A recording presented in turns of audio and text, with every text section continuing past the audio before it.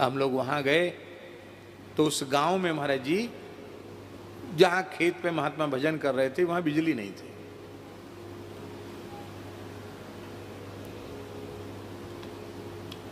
एक कक्ष था खेत में, उसमें बाजरे की करब से उसके दरवाजे को और खिड़की को बंद, खिड़की में कोई पल्ला वल्ला नहीं थे न दरवाजे में, और ठंड का समय तो रात को बालू ठंडी हो जाती तो खूब ठंडी हवा चलती है, और एक बोतल में मिट्टी का तेल भरा हुआ उसमें वो बत्ती जल रही है। जाते ही महाराज जी ने उसको तो बुझवा दिया, बोले इस कैरोसिन की गंध से देवता भाग जाएंगे, इसको बंद कर दो। अंधेरा हो गया, एक घड़ा में पानी बस, और कुछ नहीं, कोई व्यवस्था सुविधा नाम की कोई चीज़ नहीं।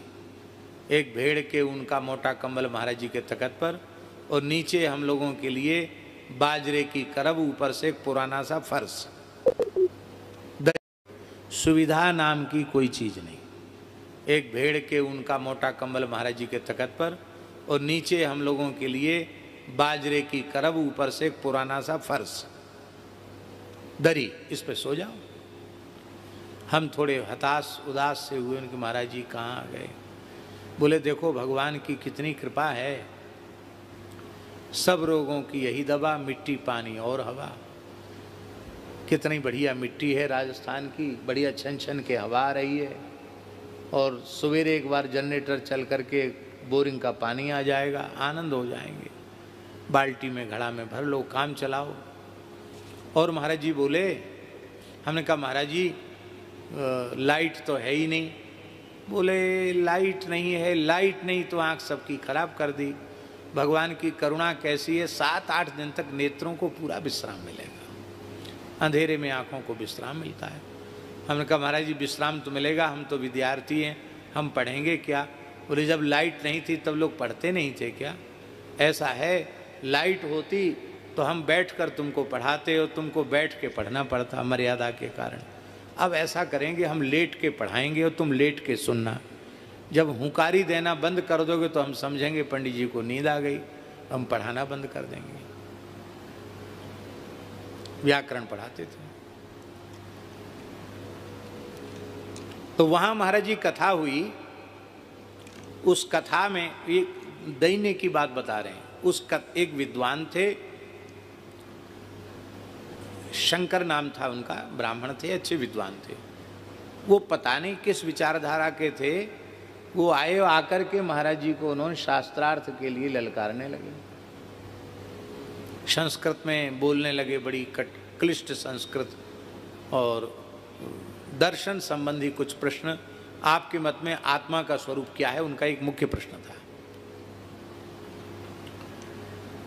तो महाराज जी ने संस्कृत में ही उनको उत्तर दिया कि हम ना तो शास्त्री हैं ना आचार्य हैं, हम तो ऐसे ही साधुओं में रहे, और साधुओं में लोग सीधे साधे होते हैं, 2-4 अक्षर कुछ बनारस में रह के पढ़ लिए थे, इसलिए लोगों ने कह दे विद्वान है विद्वान है विद्वान है।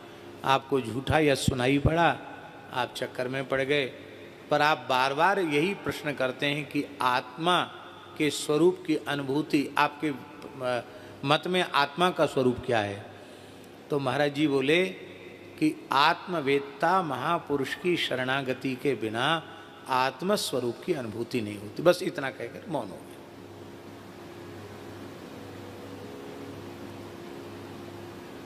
और गांव के लोग ताली बजाने लगे। बाबा महाराज स्वरूप में तो, वेशभूषा में तो एकदम सीधे साधे थे ही।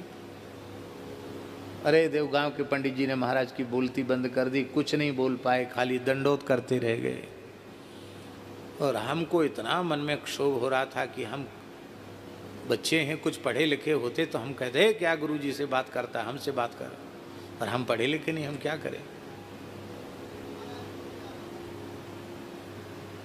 इसके बाद कथा आरंभ हुई। एक दिन महात्म हुआ तो 8 घंटे महाराज जी रोज कथा कहते थे। तो पहले दिन महात्म्य के बाद दूसरे दिन 4 घंटे में जब जन्माद्यस्य यतः की चर्चा महाराज जी ने, वो पंडित जी समझ गए कि ये जिसको हम समझ रहे थे ये अनपढ़ है। भागवत पूरी जो लगा लेते हैं उनसे पहला श्लोक नहीं लगता है। 2-2 3-3 आवृत्ति लगाने वाले लोग भी पहला श्लोक नहीं लगा पाते हैं। महाराज जी ने 4 घंटे व्याख्या की।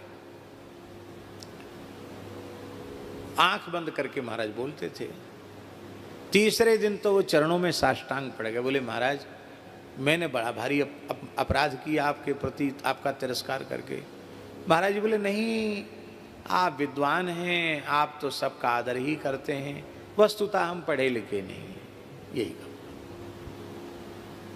बाद में वो ब्राह्मण परिवार सहित महाराज जी के शरणागत हो गया। तो जब रास्ते में आ रहे थे तो महाराज जी बोले पंडित जी आपके मन में क्या हो रहा था कि हम झगड़ा करेंगे?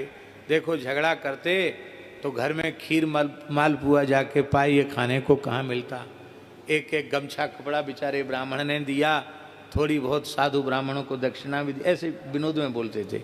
इस सब से वंचित रह जाते, इसलिए कभी झगड़ा नहीं करना। हाँ, लिखा है बादो नावलंब्या, नारद जी के आज्ञा है, वाद विवाद में भक्त को नहीं पढ़ना चाहिए।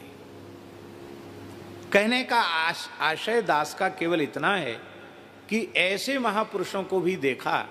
हमसे कहते थे कि हम तो मध्यमा पास करने के बाद शास्त्री की परीक्षा तो दिए नहीं, पढ़े और चले आए, और फिर आप पढ़ाते नहीं है, सब विस्मृत हो गया है, ऐसा बोलते। और महाभाष्य तक कभी कोई कुछ भी पूछने आता तो बिना पुस्तक दे के बताने लग जाते। टीका की टीका उनको पता नहीं कैसे कंठस्थ थी। श्लोक ऐसे लगते विविध छंदों में जैसे उनको कंठस्थ हों, ऐसा उनका वैदुष्य था, ऐसी श्लोक रचना करते थे। और दैन्य ऐसा कि पता ही न चले कि ये पढ़े लिखे भी हैं। ये किसका प्रभाव था? कुल हियो होए चूर चूर नेक श्रवण लगाए हैं। ये जो भक्तमाल ग्रंथ का उन्होंने जीवन भर आश्रय लिया, भक्त चरित्रों का आश्रय लिया, टिप्पणी के रूप में उसको प्रकाशित किया, फिर उसके बृहद्भाष्य के रूप में प्रकाशित किया, तो भक्तों के चरित्र के अनुसंधान की यह दिव्य महिमा थी कि ऐसा वैदुष्य होते हुए भी उनमें अपने ज्ञान के अहंकार की गंध नहीं थी। तो अहम शून्यता और प्रेम का प्रादुर्भाव इसका प्रसाद है।